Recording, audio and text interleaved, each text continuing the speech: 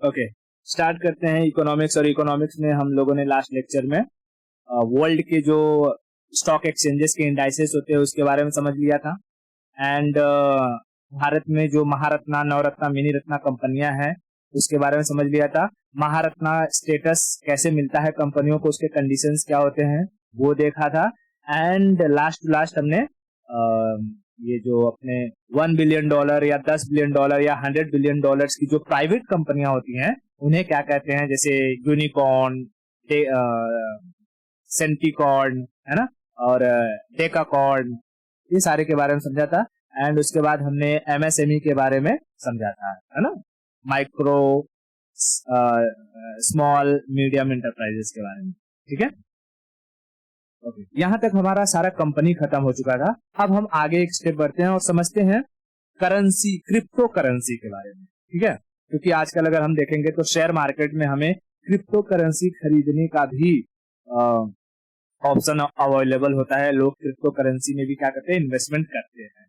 ठीक है, तो क्रिप्टो करेंसी क्या होता है उसके बारे में समझते हैं, लेकिन उससे पहले हमें कुछ समझना होगा भैया कि करेंसी, ठीक है, देखो क्रिप्टो करेंसी और हवाला बाजार क्या होता है ये हम समझेंगे यहाँ पे। और पहले देखते हैं कि करेंसी और मनी में क्या फर्क होता है। ठीक है, क्रिप्टो करेंसी को समझने से पहले क्या समझना है, हवाला बाजार क्या होता है, नहीं, मनी और करेंसी क्या होता है। मनी और करेंसी, ठीक है, मनी और करेंसी। अब देखो, पहले मैं एग्जांपल ले दूं फिर समझाता हूं। जैसे मनी का एग्जांपल होता है गोल्ड और सिल्वर। ठीक है, गोल्ड, सिल्वर, डायमंड, हाँ, ये मनी होते हैं। और करेंसी की बात करें तो नोट, जो नोट होता है ना, नोट, जैसे रुपया, ठीक है, डॉलर, ठीक है, और तुम्हारा रूबल, ठीक है, ये सब क्या है, ये सब करेंसी है। समझ में आया?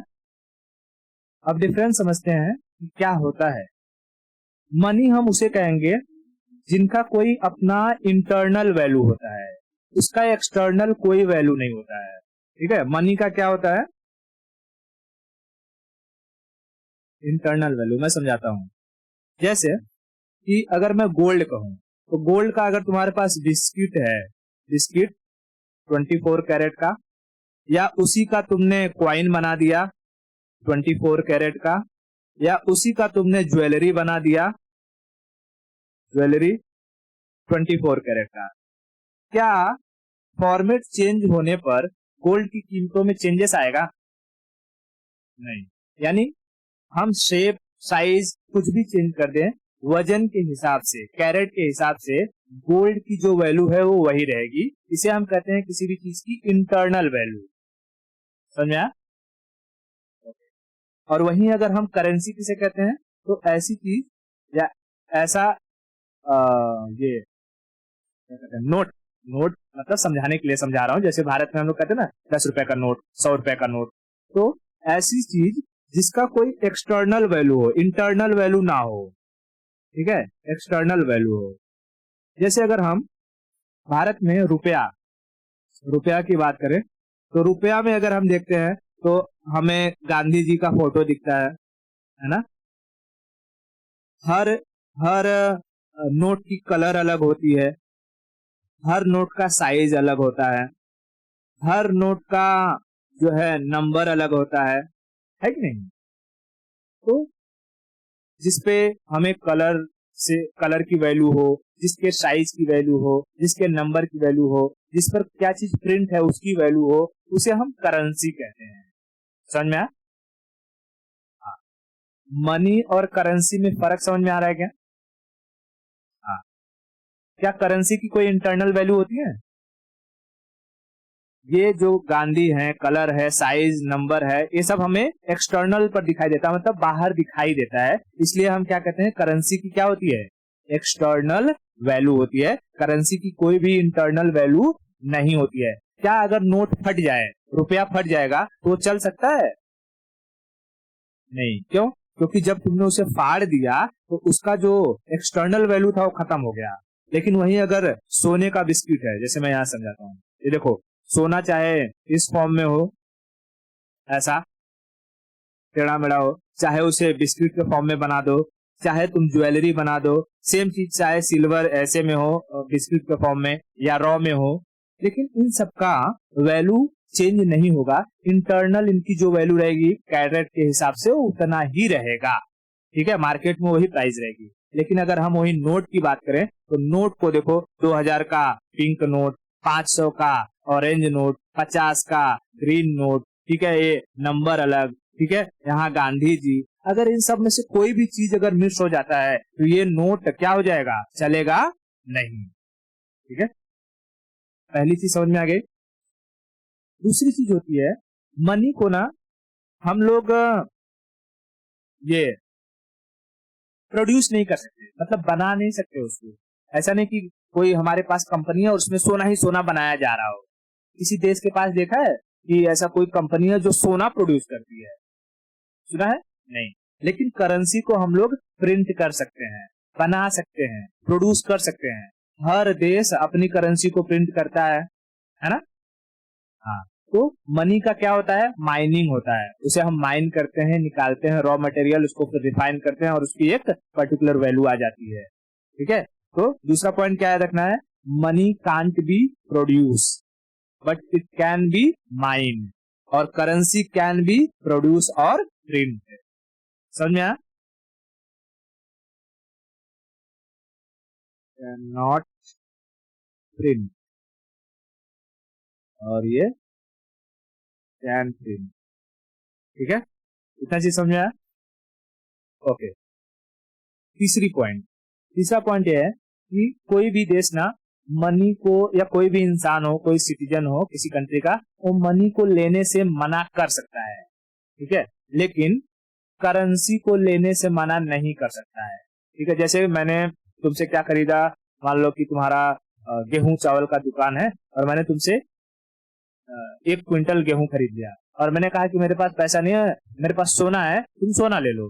तो तुम कह सकते हो कि नहीं भाई, मुझे सोना नहीं चाहिए, मुझे तो रुपया ही चाहिए। ठीक है, तो तुम सोने को रिफ्यूज कर सकते हो। लेकिन अगर मैंने कहा कि अच्छा ठीक है, 1 क्विंटल का ये लो, 1 लाख रुपया हो गया, ये लो 1 लाख रुपया ले लो, तुम कहोगे नहीं नहीं, मुझे रुपया नहीं चाहिए, तो तुम इस चीज को मना नहीं कर सकते। मैं इस चीज को लेकर के केस ठोक सकता हूँ कि देखो गवर्नर जी, आपने कहा है कि भाई ये जो 100 रुपए या 2000 का नोट है, इसके लिए मैं लायबल हूँ, मैं जिम्मेदार हूँ कि कोई भी धारक इसको चला सकता है, उसे सिटीजन्स को एक्सेप्ट करना ही होगा और कोई इसके लिए मना नहीं कर सकता है। समझा?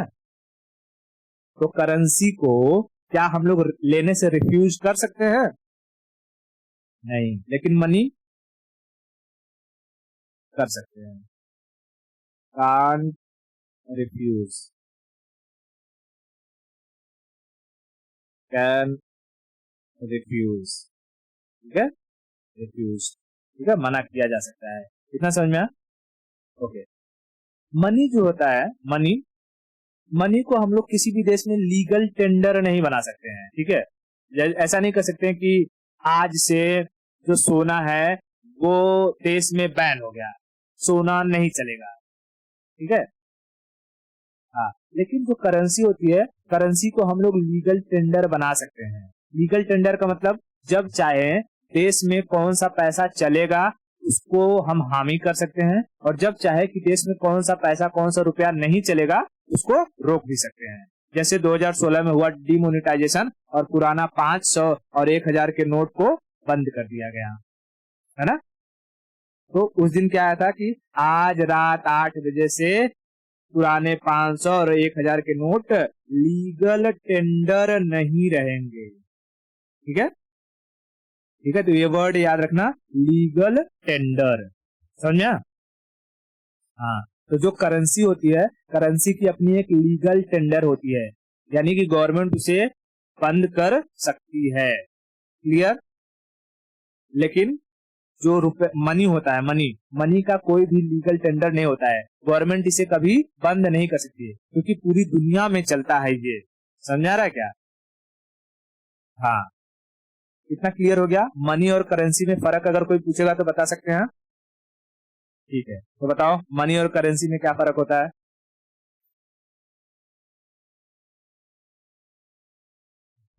आवाज नहीं आ रहा है।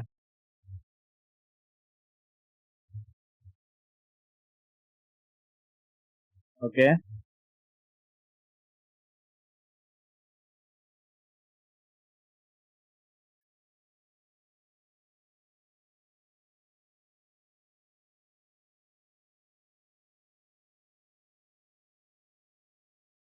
मनी का इंटरनल वैल्यू होता है और करेंसी का एक्सटर्नल वैल्यू होता है। ठीक।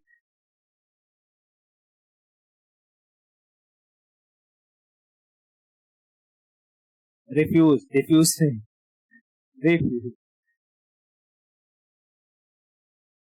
मनी को रिफ्यूज कर सकते हैं, करेंसी को नहीं कर सकते हैं। मनी के लिए माइनस होते हैं, बरोबर। नोट को किया जा सकता है, करेंसी किया जा सकता है, बरोबर। अच्छा, अगर मैं कहूं कि क्या हम अपने देश में डॉलर को लेने से मना कर सकते हैं कि नहीं कर सकते हैं?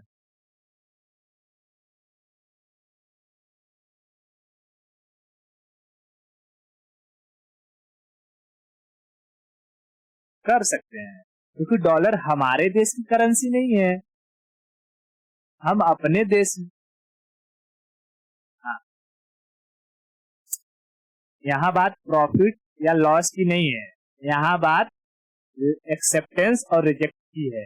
अगर कोई पूछे कि क्या हम डॉलर को अपने देश में एक्सेप्ट करने से मना कर सकते हैं, तो कर सकते हैं। अगर जैसे मैंने तुमसे चावल लिया 1 किलो, और 1 किलो चावल के बदले मैं तुम्हें $1 दूं, तो तुम डॉलर लोगे या रुपया लोगे? डॉलर लोगे, तो तुम्हें जा करके उसे फिर के क्या करवाना पड़ेगा? रुपया में कन्वर्ट करवाना पड़ेगा, एक्सचेंज करवाना पड़ेगा। तो तुम्हारे लिए फजीयत का काम हो जाएगा। तो तुम कहोगे ना, नहीं नहीं भाई, हमें डॉलर वॉलर का मत दो, हमें क्या दो, रुपया दो।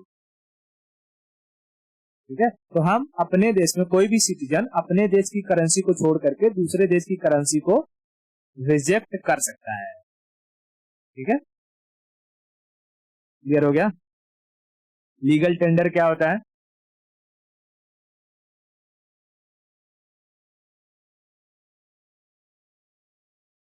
जो करेंसी होता है उसको लीगल टेंडर कहते हैं।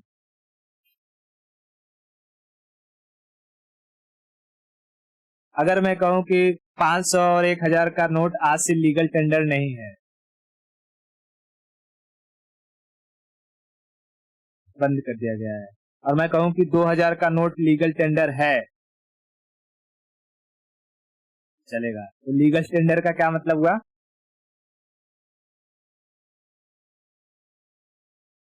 हाँ, रहेगा या नहीं रहेगा अस्तित्व में। ठीक है, गवर्नमेंट डिसाइड करती है कि कौन सी करेंसी चलेगी और कौन सी करेंसी नहीं चलेगी। क्लियर? ओके। अच्छा, ये जो सारा का सारा चीज हमने देखा, ये देखा हमने करेंसी। ऐसे ही एक करेंसी होती है जिसे हम कहते हैं क्रिप्टो करेंसी। ये एक वर्चुअल करेंसी है। ठीक है, देखो ये करेंसी है, जो नोट है हमारे देश का रुपया, इस पर कौन निगरानी रखता है? आरबीआई। ठीक है, वैसे ही जो वर्चुअल करेंसी होती है, क्रिप्टो करेंसी, उस पर कोई भी निगरानी नहीं रखता है। ठीक है, क्रिप्टो करेंसी पर क्या कोई निगरानी रखता है? नहीं, कोई भी निगरानी नहीं रखता है।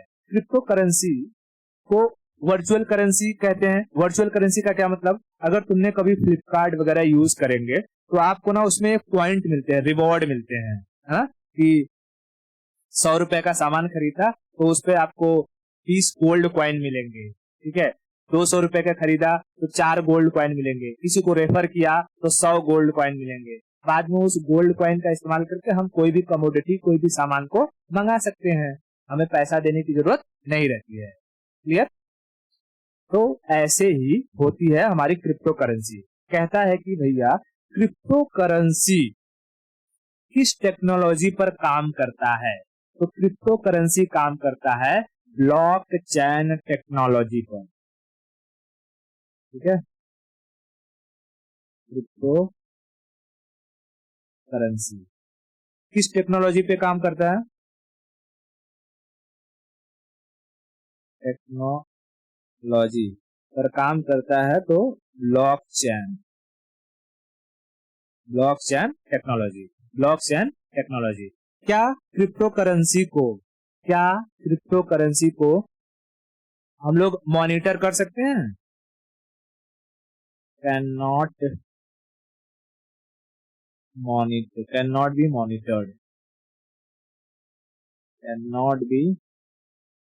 मॉनिटर्ड, ठीक है, कोई भी मॉनिटर नहीं किया जा सकता। तो क्या क्रिप्टो करेंसी सेंट्रलाइज्ड हो सकती है? सेंट्रलाइज मतलब कि सेंटर गवर्नमेंट का कोई उसमें इंटरफेरेंस हो सकता है? नहीं। जैसे भारत में अगर कहेगा कि सेंट्रल बैंक कौन सा है, भारत का सेंट्रल बैंक कौन सा है? आरबीआई। तो आरबीआई सारे बैंकों पर नजर रखती है, ठीक है। तो क्या आरबीआई क्रिप्टो करेंसी पर नजर रखती है? नहीं। तो ये डिसेंट्रलाइज होता है, डिसेंट्रलाइज्ड होता है, ठीक है। क्रिप्टो करेंसी क्या होता है? डिसेंट्रलाइज्ड होता है। इतना क्लियर हुआ? अच्छा, अब देखो, एक पर्सन था, जैसे क्रिप्टो करेंसी बहुत सारे टाइप के हैं, ठीक है। मैं यहाँ दिखाता हूँ, ये दिखाई दे रहा है, इसमें bitcoin, ethereum, ether, USD coin, BNB, ऐसी वेनेजुएला का है पेट्रो। वेनेजुएला का क्या है? पेट्रो। तो ये क्रिप्टो करेंसी याद रखना, कहेगा कि वेनेजुएला का या पेट्रो किस देश की क्रिप्टो करेंसी है? वेनेजुएला। समझ में आ रहा है? वेनेजुएला किस में आता है? नॉर्थ अमेरिका में, साउथ अमेरिका में? साउथ अमेरिका में, ठीक है। Can you tell me Venezuela और किस लिए फेमस है?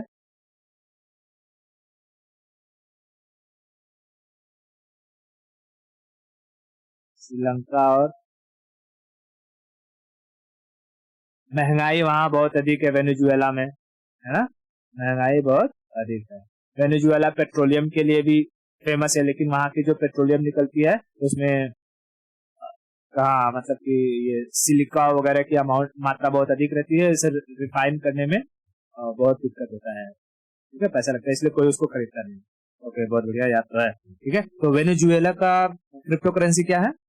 पेट्रो, ठीक है। तो क्रिप्टो करेंसी समझ में आ रहा है कि क्रिप्टो करेंसी क्या होता है, किस टेक्नोलॉजी पे काम करता है, और ये सेंट्रलाइज होता है कि डिसेंट्रलाइज होता है? डिसेंट्रलाइज होता है, ठीक है। अब ऐसे ही एक कहता है कि भाई जो क्रिप्टो करेंसी है, क्रिप्टो करेंसी में मतलब किसने बनाया होगा इसको? इसका कोई ना कोई फादर होगा, या किसी पर्सन को हम जानते होंगे। तो ऐसे ही एक पर्सन का नाम आता है सातोशी नाकामोटो, ठीक है। इसका नाम आता है, आवाज नहीं आ रहा है, सातोशी नाकामोटो, ठीक है। सातोशी नाकामोटो इस पर्सन के मतलब कि जिसने क्रिप्टो करेंसी को बनाया, ठीक है, तो वो क्या कर रहा है? Satoshi Nakamoto is a name used for the presumed person who developed, actually में इसने बिटकॉइन बनाया, और बिटकॉइन क्या है? एक क्रिप्टो करेंसी, ठीक है। अब ये जो सातोशी नाकामोटो है, इसके बारे में किसी को कोई आइडिया नहीं है कि ये मेल है कि फीमेल है, जिंदा है कि मर गया है, ठीक है। बस सिर्फ इसका एक नाम पता है कि बिटकॉइन को बनाने वाले जो पर्सन था उसका नाम क्या था? Satoshi Nakamoto. तो कहेगा कि फादर ऑफ बिटकॉइन किसे कहते हैं? Satoshi Nakamoto. क्रिप्टो करेंसी में सबसे फेमस क्रिप्टो करेंसी बिटकॉइन, ठीक है। क्रिप्टो करेंसी में सबसे फेमस क्रिप्टो करेंसी बिटकॉइन है, ठीक है। अब देखो, इतना सारा का सारा चैन क्लियर हो रहा है कि नहीं? कंसेप्ट जो जो मैं बताया अभी, हाँ, ठीक है। अब देखो, ये जो सातोशी नाकामोटो था, इसने बिटकॉइन को बनाया, ठीक है। मैक्सिमम जैसे इसने मान लेते हैं कि इसने अगर 1000 बिटकॉइन बनाया होगा, ठीक है, 1000 बिटकॉइन, तो इसने ना मार्केट में सिर्फ 100 ही बिटकॉइन को लाया था। मैक्स टू मैक्स जो 900 जो बिटकॉइन है वो इसी के पास होगा। मैं एक एग्जांपल के तौर पे बता रहा हूँ कि एक अमाउंट समझो कि सबसे अधिक बिटकॉइन इसी पर्सन के पास रह गया, और जो मार्केट में बिटकॉइन चल रहा है वो 1% के आसपास जो बिटकॉइन है वही सर्कुलेट हो रहा है। ठीक है, हाँ। तो अब इसी 1% जो बिटकॉइन है, इसी की डिमांड आज से कुछ साल पहले बिटकॉइन की डिमांड बिल्कुल नहीं थी। 100 रुपए पर एक एक बिटकॉइन मिल जाया करता था। ठीक है, लेकिन धीरे धीरे बिटकॉइन का जो डिमांड है वो बढ़ते गया, और मैंने इकोनॉमिक्स में हमेशा हमने देखा है कि जब डिमांड बढ़ती है तो उसकी प्राइस भी बढ़ने लगती है। समझा? तो एक बिटकॉइन की जो प्राइस चल रही थी, मैं दिखाता हूं बिटकॉइन प्राइस। ठीक है, अभी जो एक बिटकॉइन की प्राइस चल रही है, अगर रुपया में हम बात करें, 17,000, 10,000, लाख, 10 लाख, 19 लाख एक बिटकॉइन की प्राइस चल रही है। ठीक है, लेकिन कुछ दिन पहले, ठीक है, कुछ दिन पहले ये गिरा हुआ था बहुत, कुछ 18 लाख के आसपास आया हुआ था। ठीक है, और इससे पहले अगर हम 1 महीने 2 महीने पहले बात करें तो ये ना डॉलर में चलता था, कुछ $40,000 का एक बिटकॉइन मिलता था। ठीक है, $40,000 का एक बिटकॉइन मिलता था, और इस वक्त जो करंट मार्केट है डॉलर के हिसाब से वो आ गया है 20 से 22,000 के आसपास, यानी आधा बिटकॉइन की वैल्यू गिर गई है। तो बहुत लोगों ने बिटकॉइन में इन्वेस्ट किया था, और देखा जाए तो कुछ 11 लाख करोड़ के आसपास लोगों का जो पैसा है वो अटका हुआ है इस बिटकॉइन में। समझ रहा है? तो ये बिटकॉइन, हाँ हाँ, प्राइस इसका घटता बढ़ता रहता है। जैसे जैसे कभी डिमांड बढ़ जाएगा तो प्राइस अचानक से बढ़ जाएगी, डिमांड घट जाएगा तो प्राइस अचानक से गिर जाएगी। समझा रहे क्या? जैसे 1 महीने पहले के अगर हम देखें तो प्राइस इसमें दिखाई दे रहा है ग्राफ में, नीचे ऊपर नीचे ऊपर नीचे ऊपर नीचे ऊपर बढ़ते बढ़ते गया है। ठीक है, अब 6 महीने से देखेंगे तो यहाँ से देखो, यहाँ दिखाई दे रहा 32 लाख के आसपास प्राइस चल रहा था। ठीक है, धीरे धीरे गिरते गिरते गिरते गिरते वो आ गया था कितने पर? ठीक है, 16, 15, 17, और इस वक्त थोड़ा सा बढ़ा है, 18, 19 के आसपास चल रहा है। समझ आ रहा है? हाँ, तो ये बिटकॉइन की प्राइस घटती बढ़ती रहती है। क्लियर? बिटकॉइन का फादर किसे कहते हैं?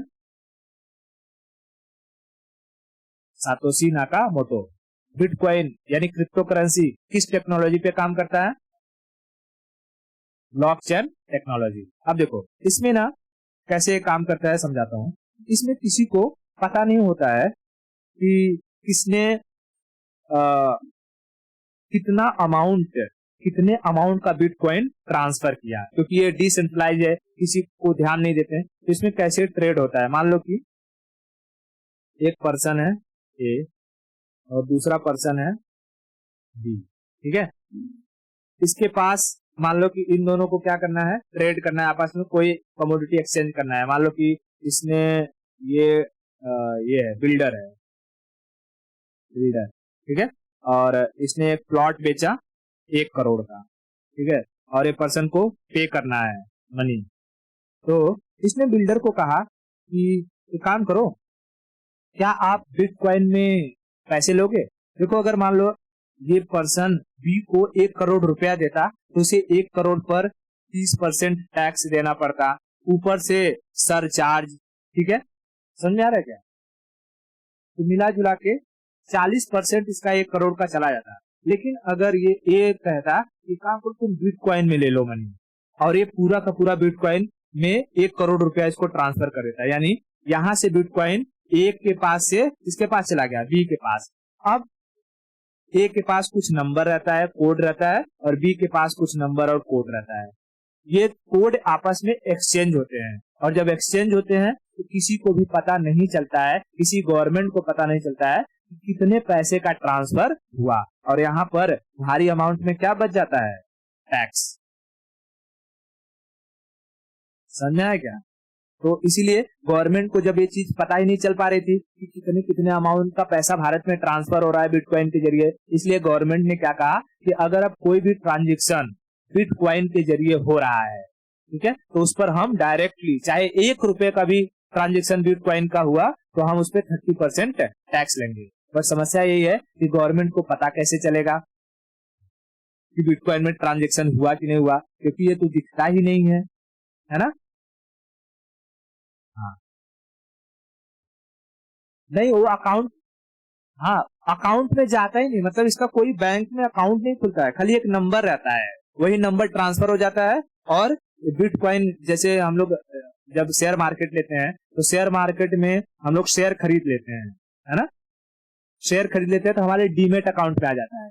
वैसे ही बिटकॉइन का जो एप्लीकेशन होता है, एप्लीकेशन जिसपे क्रिप्टो करेंसी ट्रेड करते हैं, वो एप्लीकेशन में दिखा देता है कि भैया इतना बिटकॉइन है, ठीक है। और उसी बिटकॉइन के अकॉर्डिंग मतलब जो वैल्यू रहता है खाली इसी पर्सन को पता चलेगा, बी को, कि हाँ मेरे बिटकॉइन की कितनी वैल्यू है। समझ आ रहा है क्या? हाँ, इतना क्लियर है। हाँ, अब तो इसीलिए कहा जाता है जो बिटकॉइन वगैरह का इस्तेमाल होता है वो बड़े ट्रांजेक्शन के लिए या ये टैक्स को बचाने के लिए इसका यूज ज्यादा होता है। तो इसे हम कहते हैं जैसे 2 नंबर का काम हो गया ना, क्योंकि वैसा पैसा जिस पर टैक्स न दिया जाए वो क्या कहलाता है, ब्लैक मनी, है ना। तो ब्लैक मनी धीरे धीरे बढ़ती जाती है। अब ये जो सिस्टम है इसका क्रिप्टो करेंसी के ट्रांजेक्शन का, इसको ना ट्रांजेक्शन करने के लिए मतलब कुछ लोगों की जरूरत होती है। जैसे होगा ना कि भाई अगर हमको हमारे आईसीआईसी बैंक से पैसा ट्रांसफर करना है, आईसीआईसी बैंक से पैसा ट्रांसफर करना है एचडीएफसी में, तो हमें एक सिस्टम की जरूरत होगी, है ना। कुछ चाहे यूपीआई कोड रहे, आईएफएससी कोड रहे, बैंक अकाउंट नंबर, ये सब चाहिए रहेगा कि नहीं चाहिए रहेगा। और इसको हैंडल करने के लिए हमने बैंकिंग में पढ़ा था कि एक कोर सिस्टम होता है जिससे सारे बैंक एक दूसरे के साथ कनेक्टेड होते हैं, बैंकिंग कोर सिस्टम, है ना। और उस बैंकिंग कोर सिस्टम में लोग काम करते हैं, है ना। हाँ, तो ऐसे ही जब ये ट्रांजेक्शन होता है ना, तो इस ट्रांजेक्शन को सक्सेसफुली बनाने के लिए जो लोग काम करते हैं उसे कहते हैं माइनर। माइनर क्या कहते हैं, माइनर। जैसे माइंस होता है, माइंस में हम लोग खोद कर निकालते हैं चीजों को, वैसे ही बिटकॉइन के ट्रांजेक्शन को सक्सेसफुली करवाने वाले को हम कहते हैं माइनर। और यहाँ माइनर कोई भी हो सकता है, तू अगर तुझे माइनिंग करना है तो तू भी कर सकती है, बस उसके लिए तुझे वो टेक्नोलॉजी थोड़ा पता होना चाहिए, कंप्यूटर का जानकारी होनी चाहिए, और तू ये इस ट्रांजेक्शन को सक्सेसफुली करवा सकती है। और जब ये ट्रांजेक्शन करवाएगी तो तुझे कुछ अमाउंट में 0.0001% के फॉर्म में तुझे बिटकॉइन मिलता है, सैलरी नहीं मिलती है, बिटकॉइन मिलता है। समझा? हाँ, तो तू खाली क्या करेगी, एक पर्सन के यहाँ से बिटकॉइन उठा करके दूसरे पर्सन के यहाँ पहुंचा देगी, ऐसे कंप्यूटर के जरिए, लेकिन तुझे पता नहीं चलेगा कि ये कितनी, इसकी वैल्यू कितनी है बिटकॉइन की। समझा क्या? तो बिटकॉइन का जो ट्रांजेक्शन होता है, बिटकॉइन का जो ट्रांजेक्शन होता है, उस ट्रांजेक्शन के जो उस ट्रांजेक्शन को जो पर्सन करता है उसे क्या कहते हैं, माइनर। ठीक है, माइनर। मैं क्लियर हो गया? ठीक है, ठीक है। तो ये सिस्टम समझ में आ गया, माइनर किसे कहते हैं।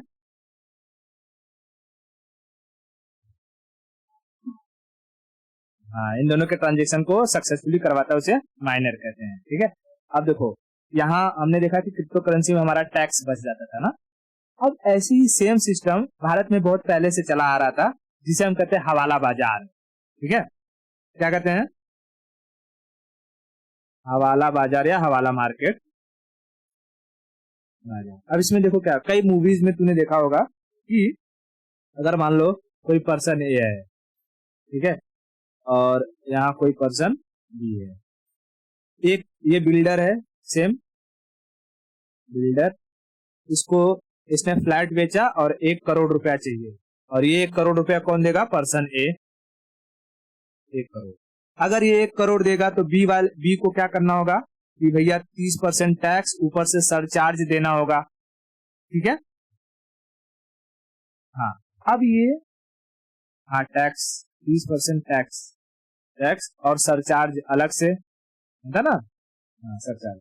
तो बी क्या करेगा, या ये ए क्या करेगा, बी कहेगा ना कि काम करो, ऑनलाइन ट्रांजेक्शन मत करो, हम लोग कुछ ऐसा सिस्टम जुगाड़ लगाते हैं जिससे हमें टैक्स ना देना पड़े। तो ए कहेगा अच्छा क्या करूं, तो बी कहेगा हमारा ना एक भाई है उसका नाम है सी, इस सी के पास जाओ और इसको कहो कि मेरा 1 करोड़ रुपया बी के पास पहुंचाना है, ठीक है। तो ये 1 करोड़ तुम इसको दे दो और ये ला करके 1 करोड़ क्या कर देगा, मुझे दे देगा, और ये बदले में तुमसे 1% ले लेगा दलाल, ठीक है। तो अब क्या होगा, क्योंकि ये कैश का ट्रांजेक्शन था, कैश 1 करोड़ रुपया इसके पास चला गया, 1% इसने ले लिया और यहाँ पर ला करके इसको दे दिया, यानी इसका कितना बच गया, 29% बच गया, 29% बच गया, है ना। इसी को हम क्या कहते हैं, हवाला बाजार। अब यही चीज बड़े स्तर पे कैसे होता था कि जैसे मान लो कोई बंदा है, मैं थोड़ा सा ये ले लेता हूँ मैप, मैप बहुत जरूरी है, ठीक है। जैसे मान लो कोई पर्सन है गुजरात में, ठीक है, और उसको पैसा भेजना है दिल्ली में, ठीक है, दिल्ली में। अब ये बी वाले को जब दिल्ली में भेजना है तो यहाँ ना गुजरात में किसी के पास जाएगा, तो जो पर्सन रहेगा सी, और इससे कहेगा कि ठीक है मैं आपको 1 करोड़ दे रहा हूँ और 1 करोड़ बी के पास देना है। तो ये सी का ही ना कोई जान पहचान वाला दिल्ली में रहेगा, मान लो डी है, ठीक है। क्योंकि 1 करोड़ रुपया अभी ले करके जाएगा तो गड़बड़ हो जाएगा, कहीं ना कहीं चेकिंग हो जाएगी, पकड़ाने का डर हो जाएगा, है कि नहीं। हाँ, तो अब ये सी क्या करेगा, फोन करेगा किसको, डी को, कहेगा मुझे 1 करोड़ रुपया रिसीव हो गया है, तुम अपने यहाँ से 1 करोड़ रुपया बी को दे दो, ठीक है। तो यहाँ से ए के पास पैसा आ गया सी के पास, और सी ने डी को कॉल करके बी को पैसा दिलवा दिया। अब यहाँ पर 1 करोड़ रुपया उसने ट्रांसफर करवाया और ए से 1% चार्ज भी ले लिया। अब 1 ही%, अब हर किसी के दलाल का अपना अलग अलग चार्जेस रहता है कि नहीं। कोई 2% 3% ले लेता है, ठीक है, और 1% चार्ज ले लेता है, ठीक है। अब मान लो कि कभी बी को ए को पैसे देने हुए तो बी किसको कहेगा, डी के पास जाएगा, डी के पास जाएगा और डी फोन करेगा सी को, कहेगा कि देखो मैंने तुम्हारा 1 करोड़ का ट्रांसफर करवाया था, तो जो मेरा है तुम्हारे पास 1 करोड़ का बैलेंस बचा है, एक काम करो तुम 1 करोड़ रुपया ए को दे दो, समझाए क्या। तो यहाँ देख रही है, यहाँ पर गवर्नमेंट नजर रखती है सारे की सारे ट्रांजेक्शन पर, कि बैंक से कोई भी ट्रांजेक्शन हो रहा है और उस पर हम लोग आरबीआई अपना मॉनेटरी पॉलिसी बनाएगी, कैश रिजर्व रेशियो, कि बैंक वाले कहीं लोगों को ज्यादा पैसा ना दे, ठीक है, उसके लिए बैंक रेट देखती है। लेकिन हवाला बाजार में कहा गया सब, cash reserve ratio, IFC, UPI सब गायब, और सारा का सारा टैक्स बच जाता है, चोरी हो जाती है, और इसी पैसे को कह दिया जाता है ब्लैक मनी। और ये जो प्रोसेस चलता है इसे कहते हैं हवाला बाजार या हवाला मार्केट, है ना। तो कई सारी मूवीज में देखा होगा कि वहां पर पैसा पहुंचाने के बाद पैसा तो पहुंच जाता है, लेकिन जो ये एक्स्ट्रा उसका चार्ज रहता है 1% 2%, ये पर्सन देता नहीं है, और इसी में मारा मारी चालू हो जाता है, कोई उसका गला काट देगा, उसके परिवार को लूट लेगा, है कि नहीं। हाँ, तो हवाला बाजार बहुत खतरनाक है। ये लोग देखा होगा ना कभी कभी किसी मूवी में कि हाँ 1 करोड़ जो कि दूसरे देश से पैसा आ रहा है, मतलब एक कंटेनर भर के, और वहां से जो पर्सन लेकर आएगा वो एक कोई तो नोट फाड़ लेगा, और नोट फाड़ के किसी दूसरे को भेजा रहेगा, और यहाँ जो रिसीव करने वाला रहेगा वो नोट दिखाएगा, अगर वो नोट मैच हो गया तो मतलब सही पर्सन है और इसको पैसा ट्रांसफर हो जाता है, समझा। ये सब क्या है, ये सब हवाला बाजार है। और ये जो ये आतंकवादी था, क्या नाम है उसका, दाऊद इब्राहिम वगैरह, उन लोग का सबसे बड़ा जो धंधा था ये यही सब था, तो दूसरे देशों से पैसा मंगा करके पाकिस्तान, बांग्लादेश, इंडिया, इन सब पर डंप करते थे और यहाँ पर टेररिज्म को फंडिंग करते थे। क्लियर हो गया। ओके, तो क्रिप्टो करेंसी, करेंसी और मनी में फर्क और हवाला बाजार, ये कंसेप्ट क्लियर हुआ। बहुत बढ़िया, आज के लिए इतना रखते हैं, बाकी की स्टोरी हम नेक्स्ट लेक्चर में देखेंगे।